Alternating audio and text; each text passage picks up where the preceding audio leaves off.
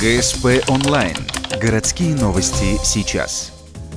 Ухтинский тяжелоатлет Валерий Акентьев завершает последнюю тренировку перед новым турниром. 12 сентября в Лас-Вегасе стартует чемпионат мира по версии глобальной пауэрлифтинг-конференции GPC. Он продлится до 19 числа. Условия вступления тяжелые. С учетом, так сказать, особенностей, которые наверняка там будут, это жара, сейчас в данный момент плюс 40 днем, разница по времени. Но я думаю, что максимально хороший, свой лучший результат. Я думаю, в пределах где-то 245-255 я должен показать.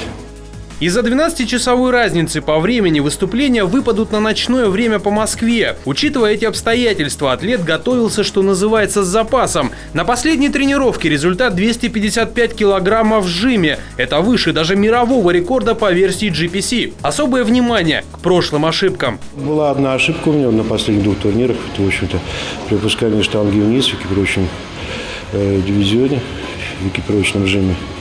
Она у меня уходила с кистей в самом низу, то есть достаточно не тяжелые, там 250, 260, 270.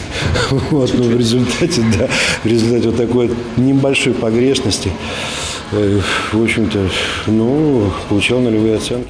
Валерий Акентьев выступит в новой для себя версии глобальной пауэрлифтинг-конференции. Кроме первого места, другие не рассматриваются. Главная цель – стать победителем в 3 разных версиях GPC. Если к тому же атлет покажет лучший результат среди ветеранов по определенной формуле подсчета, это прямая дорога к титулу абсолютного чемпиона. Для этого нужно пожать в пределах 250-260 килограммов. Удастся ли это сделать в сложных условиях, станет известно в 20-х числах сентября.